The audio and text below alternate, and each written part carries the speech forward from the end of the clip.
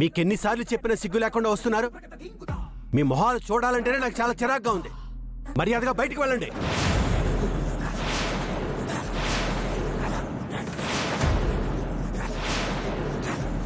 మెడ పట్టుకుని బయటికి గంటేసే వరకు తీసుకురావద్దు. రూపా, నువ్వు లోపలికి రా. నన్ను క్షమించండి నాన్న.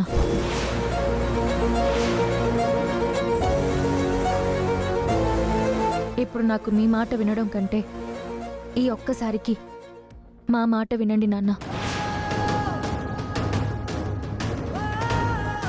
రూపా, మతుండే మాట్లాడుతున్నావా? అవునత్తయ్య, పెళ్ళయ్యాక ఏ అమ్మాయికైనా ముందు భర్త, తర్వాతే ఎవరైనా. బహుశా ఆ విషయం మీకు తెలియకపోవచ్చు.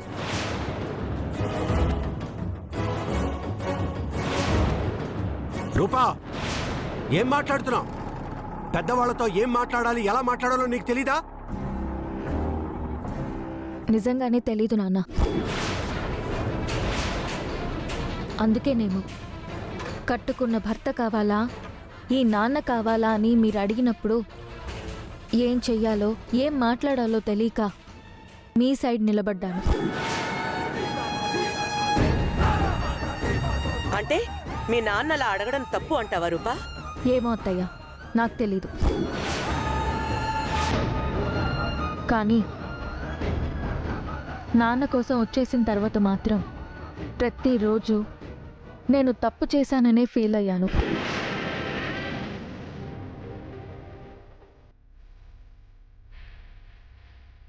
మావయ్యకి దూరంగా ఉండిపోవడం వల్ల మీకు కూడా నన్ను రాజుకి దూరంగా ఉంచాలి అనిపించి ఉండొచ్చు. మా నాన్న మా అమ్మని దూరంగా ఉండాలి అనిపించి ఉండొచ్చు.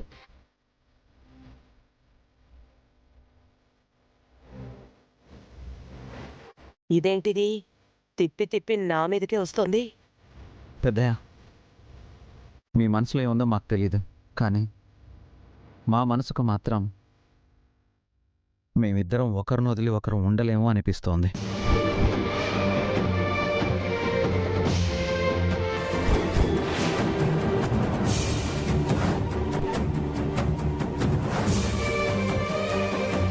నాకు అమ్మాయి గారి మీద ఉన్న ప్రేమకి, ఇష్టానికి ఎవరినైనా ఎదిరించి తీసుకెళ్ళిపోయేంత ధైర్యం ఉంది. కానీ అలా ఎందుకు చేయలేదంటే పెద్దవాళ్ళ గురించి మేము ఆలోచిస్తున్నాం కాబట్టి. ఇప్పుడు కూడా అమ్మాయి గారు నా కోసం మా ఇంటికి వచ్చేశారు.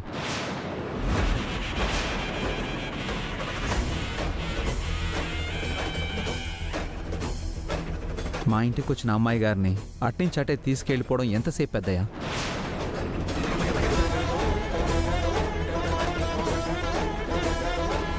కానీ నాది అలాంటి క్యారెక్టర్ కాదు. రాజు సన్ ఆఫ్ అప్పలనాయుడు అయిన నేను మీ దగ్గర ఎక్కువగా బతికాను. బయట నాకు అప్పలనాయుడు కొడుకుగా కంటే రాజు కేర్ ఆఫ్ సూర్యప్రతాప్ గారి శిష్యుడిగానే ఎక్కువ గుర్తింపు ఉంది పెద్దయ్య.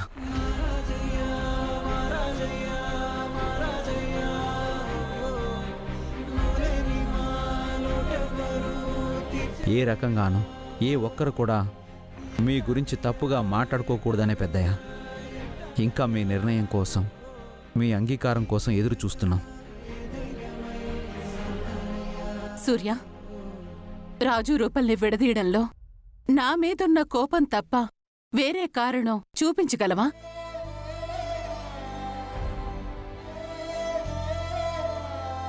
చూపించలేవు. ఎందుకంటే ఈ లోకంలో జల్లెడ పట్టి గాలించిన రాజులాంటి అల్లుడు, రాజులాంటి నమ్మకస్తుడు నీకు దొరకడు. అలాగే రూపలాంటి కూతురు కూడా నీకు కనిపించదు. ఏ విరూపాక్షి, ముందు నువ్వు బయటికెళ్ళు. నీకు ఈ ఇంట్లో అడుగు పెట్టే అర్హతే లేదు. అలాంటిది నా తమ్ముడికే సలహాలిస్తున్నావు.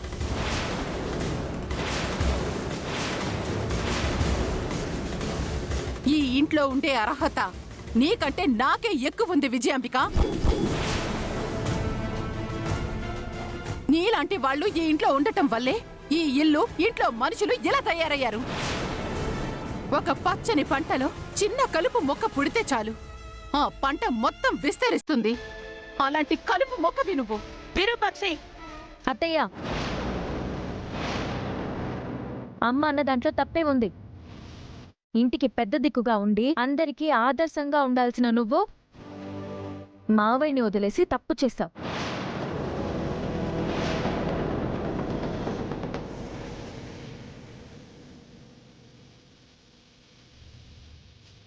నీకు భర్త లేకపోవడం వల్ల నాన్నకి భార్యను దూరం చేశావు.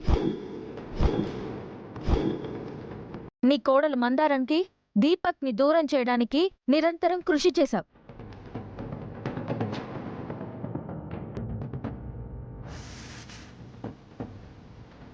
ఇప్పటికీ ఒకే ఇంట్లో ఉన్న దీపక్ బావ మందారాన్ని భార్యగా చూడడం లేదు అంటే అదంతా నీ చలవే కదత్తయ్యా. ఇంతమంది కాపురాల్లో నిప్పులు పోసిన నువ్వు వారసత్వ సంపదలాగా ఇప్పుడు నాకు కూడా రాజుని దూరం చేసే పనిలో ఉన్నావు.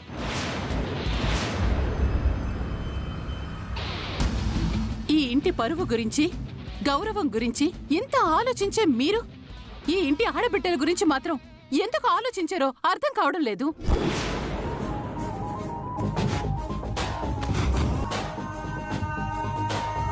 అరే, నీ కూతురు మెళ్ళలో తాళి కట్టిన వాడికి ఇంకొకరితో పెళ్లి నిశ్చయం అవుతుంది అంటే కూడా ఆ పెళ్లి పెద్ద మనిషిగా వెళ్ళిన గొప్ప పెద్దరికం మీది.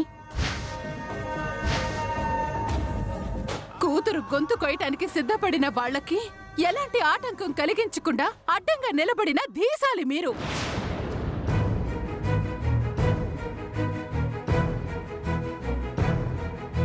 ఇంకొకరి కూతురు జీవితం గురించి అంతలా ఆలోచించే మీరు మీ కూతురు జీవితాన్ని మాత్రం ఎందుకు సూర్య గాలికి వదిలేస్తున్నారు?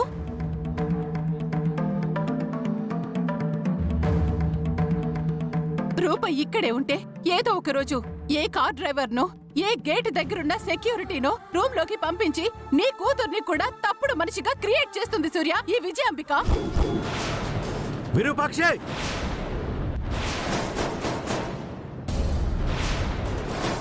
నా కూతురు గురించి అంతకు మించి ఒక్క మాట మాట్లాడినా ఏం చేస్తానో నాకే తెలీదు. నానా, మీరు నా కూతురు అన్నప్పుడల్లా నాకు చాలా గర్వంగా ఉంటుంది నాన్న. కానీ మీ కూతురు జీవితాన్ని మీరే అన్యాయం చేస్తుంటే చాలా బాధగానూ ఉంటుంది నాన్న. రూపా, ఏంటమ్మా రూపా అలా మాట్లాడుతున్నావు? అన్నయ్య నీ జీవితం అన్యాయం చేయడం ఏంటమ్మా? మరి దీన్నేమంటారు చిన్నయ్య గారు? రేపే నాకు మరో పెళ్లి చేయబోతుంది మా అమ్మ.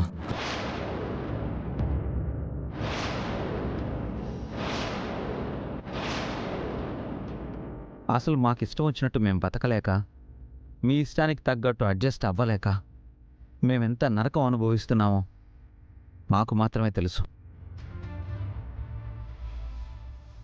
పెద్దయ్యపాటికి పెద్దయ్య నా కూతురికి నీకు ఎలాంటి సంబంధం లేదు అని అమ్మాయి గారిని లాక్కొచ్చేశారు.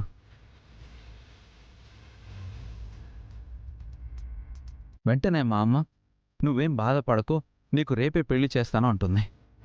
అసలు మా బాధ ఏంటో మీలో ఒక్కరైనా ఆలోచిస్తున్నారా?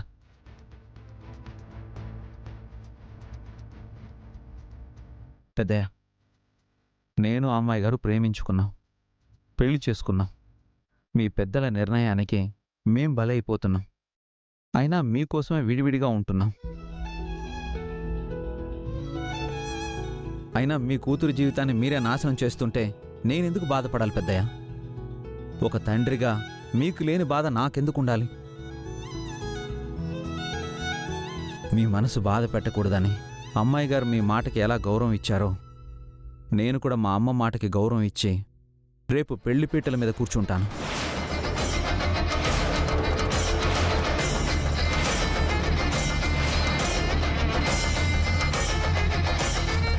మా అమ్మ ఏం చెప్తే అది వింటాను. తాళి కట్టమంటే తాళి కూడా కడతాను. రాజు, అవునమ్మాయి గారు, పెద్దయ్య గారికి ఏమాత్రం మీ జీవితం మీద గౌరవం ఉన్నా, మీరు ఆయన కన్న కూతురన్న ఫీలింగ్ ఉన్నా ఆయనే వచ్చి ఆ పెళ్ళి ఆపుతారు.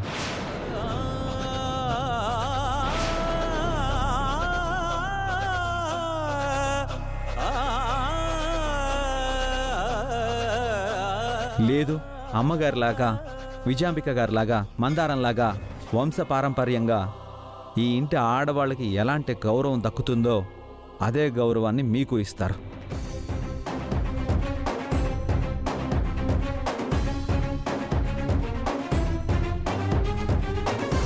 మీరేం కంగారు పడకండి. పెద్దయ్య గారు మీ విషయంలో ఎప్పుడూ తప్పు చేయరు. మీ భవిష్యత్తును మీకు ఇస్తారు.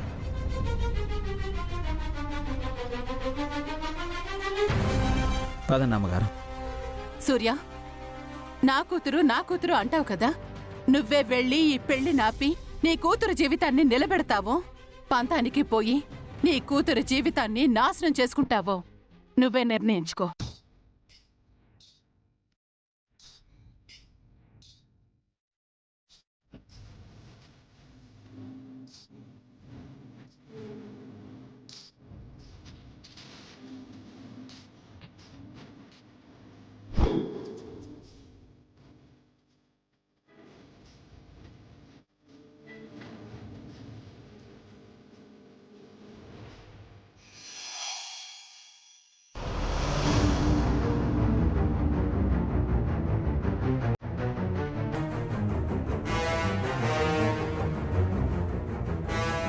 అన్నయ్య,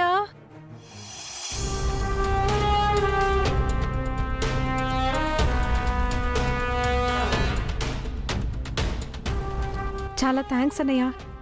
రేపే రాజుతో నా పెళ్ళి. ఇదంతా నీ వల్లే జరుగుతుందన్నయ్య. నీ హ్యాపీనెస్ కోసం ఏదైనా చేస్తాను శ్వేత. అందుకే ఈ పెళ్ళి డాడీకి మమ్మీకి ఇష్టం లేకపోయినా వాళ్ళను ఒప్పించి పెళ్లి చేస్తున్నాను. కానీ రిసెప్షన్ మాత్రం డాడీ సీఎం అయ్యాకే పెట్టుకుందాం. అప్పుడే నీకు కూడా ఒక వాల్యూ ఉంటుంది. రాజుతో పెళ్లి మాత్రం రేపే చేయన్నయ్య. రిసెప్షన్ ఎప్పుడైనా ఓకే నాకు. రే అన్నయ్య, ఇంతకీ రేపు పెళ్లి జరుగుతుందంటావా? నీ పెళ్లి జరిపిస్తోంది ఈ జీవన్ శ్వేత. ఎట్టి పరిస్థితుల్లో ఆగదు. నాకెందుకో ఆగిపోతుందేమో అని భయంగా ఉంది. ఒకవైపు ఈ పెళ్ళంటే రాజుకి ఇష్టం లేదు. ఒక రాజుకే కాదు, ఆ ఇంట్లో ముత్యాలాంటి ధనాలకి తప్ప ఇంకెవరికీ ఇష్టం లేదు. సో ఎవరేం గొడవ చేస్తారో అని భయంగా ఉంది. మరోవైపు రూప మెడలో రాజు కట్టిన తాళుంది. ఆ తాళిని అడ్డం పెట్టుకొని నా మెడలో కట్టాల్సిన తాళిని ఎలా ఆపుతుందో అని భయంగా ఉందన్నయ్య. ఇంకోవైపు రూపని రాజుని అమ్మవార్లా కాపు కాస్తున్న ఆ విరూపాక్షి వాళ్ళ పెళ్లి బంధానికి అడ్డొచ్చినందుకు కట్టుకున్న భర్తనే కన్నెర్ర చేసి భయపెట్టేసింది. ఆ రోజు నాకు రాజుకి జరగాల్సిన పెళ్లి నాపింది కూడా ఆ విరూపాక్షిని అన్నయ్య. ఇన్ని అడ్డంకులు పెట్టుకొని నా పెళ్లిని ఎలా జరిపిస్తావు? అందులోనూ అప్పుడు మన డాడీ సీఎం కూడా. డాడీ సీఎం పదవిలో ఉండి కూడా ఏం చేయకుండా చూస్తూ ఉండిపోయాడు. అలాంటిది మాజీ సీఎం కొడుకైనా నువ్వు ఎలా చేయగలవని. చెప్పాను కదా శ్వేత, నీ సంతోషం కోసం ఏదైనా చేయడానికి వెనుకాడను. ఇంకా అర్థమయ్యేలా చెప్పాలంటే నా చెల్లెలి సంతోషం కోసం నేను ఎర్రైనా అవుతా, సొరైనా అవుతా. పెళ్లి మండపం చుట్టూ మన మనుషుల్ని దింపుతా. పెళ్లి మండపంలో మనవాళ్ళుంటారు, పెళ్లి మండపం బయట మనవాళ్ళుంటారు. వంట వాళ్ళు మనవాళ్ళు, వడ్డించేవాళ్ళు మనవాళ్ళు. రాజు అడుగు బయట పెట్టడం కూడా కుదరదు. పెళ్లిని అంగీకరించి మౌనంగా చూస్తూ కూర్చుంటే సాక్ష్యాల మధ్య పెళ్లి జరుగుతుంది. కాదు కూడదు అని కుప్పిగంతులేస్తే శవాల మధ్యలో అయినా నీ పెళ్లి జరిపిస్తాను. భయపడకు శ్వేత, రాజుని ప్రాణాలతోనే ఉంచుతాను. ఎంతైనా నా కాబోయే బావగారు కదా. బామర్దులు బావల బతుకులు కోరతారు అంటుంటారు. అది నిజమో కాదో నాకు తెలియదు, కానీ నేను మాత్రం మా బావ బతుకు కోరుతాను. ఇంకా రూప విషయం అంటావా? మన మనుషులు రాజుని బయటికి పోకుండా ఎలా చూస్తారో రూపని లోపలికి రానివ్వకుండా అలానే చూస్తారు. విరూపాక్షిని కూడా అంతే. ఇంకా ధైర్యం కావాలంటే ఎలాగూ సూర్యప్రతాప్ తన కూతురిని రాజుని ఒకటి చేయడానికి ఇష్టపడట్లేదు కాబట్టి ఒక మాట ఆ సూర్యప్రతాప్కి కూడా చెప్దాం. ఒకప్పుడు మీరిచ్చిన మాట ఇప్పుడు నిలబెట్టుకునే అవసరం ఉందని, రాజుని నువ్వు పెళ్లి చేసుకోబోతున్నావని, మీ కుటుంబం నుంచి రూప నుంచి ఎలాంటి ఆటంకం కలగకూడదని ఒక మాట చెప్పొద్దాం. అప్పుడు రూపని బయటికి రానివ్వకుండా వాళ్ళ బాబే చూసుకుంటాడు. సూపర్ అన్నయ్య, నీ మాటలు వింటుంటే ఎలాంటి ఆటంకం కలగకుండా నా పెళ్లి జరుగుతుందనిపిస్తుంది. చాలా థ్యాంక్స్ అన్నయ్య. మనలో మనకి థ్యాంక్స్ ఎందుకులే శ్వేత. ఏం ఆలోచించకుండా ప్రశాంతంగా పడుకో. రేపే నీ పెళ్ళి. నీ మొహంలో కల ఉండాలి అంటే నువ్వు మంచిగా నిద్రపోవాలి. అలాగే అన్నయ్య, కానీ రాజుతో రేపే నా పెళ్ళంటే ఆలోచనలు లేకుండా పడుకోవడం కొంచెం కష్టమే, కానీ ట్రై చేస్తాను.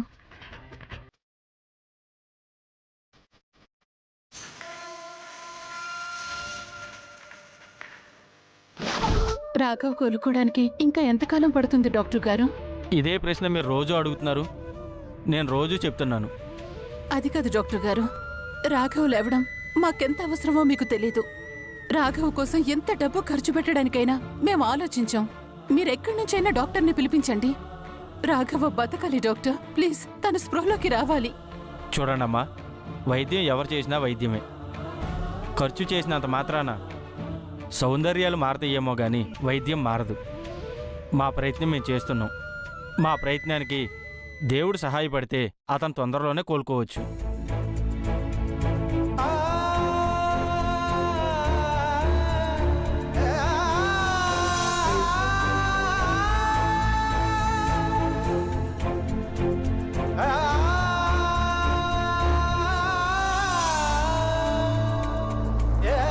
స్వామి, మా ఆశలన్నీ మీ మీదే పెట్టుకున్నాం. మిమ్మల్నే నమ్ముకునున్నాం. ఆ రోజు తప్పు జరుగుతుంటే ఆపలేకపోయారు. ఏ తప్పు చేయకపోయినా 23 ఏళ్లుగా శిక్ష అనుభవించేలా చేశారు. ఇప్పుడు ఆ తప్పుని సరిదిద్దుకునే అవకాశం వచ్చింది. ఆ అవకాశాన్ని కూడా ఇలా నీరు గారిలా చేస్తే ఎలా స్వామి?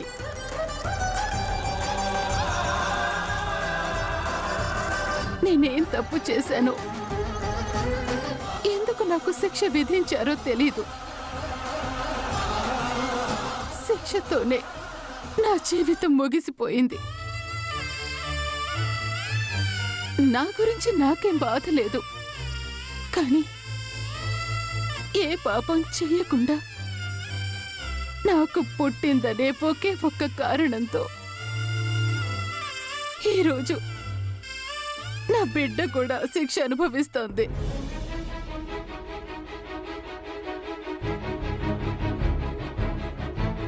అందుకే నా బిడ్డనైనా నాలా కాకుండా కాపాడుకోవాలి. అలా కాపాడుకోవాలంటే రాఘవ లేచి సూర్యకి నిజం చెప్పాలి. నిజంగా నీలో మనుషుల కష్టాలు చూసి చలించే గుణం ఉంటే రాఘవలో చలనం తెప్పించు స్వామి. నా బిడ్డ జీవితాన్ని నిలబెట్టు.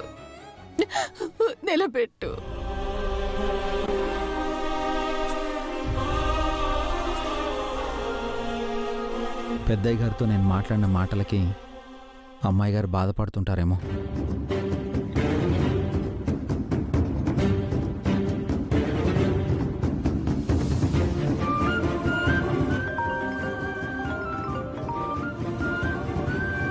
చెప్పు రాజు.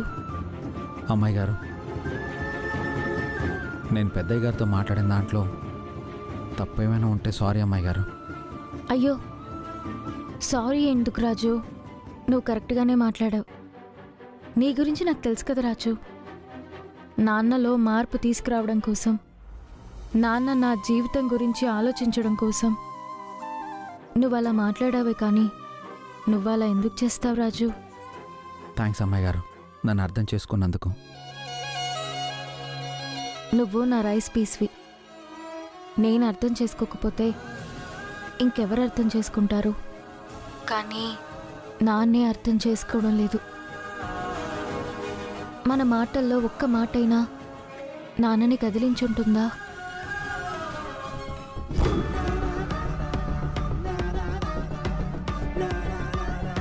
నాన్న వస్తారా రాజు? శ్వేతతో అత్తయ్య చెయ్యాలనుకున్న పెళ్ళిని ఆపుతాడని నువ్వు నమ్ముతావా రాజు?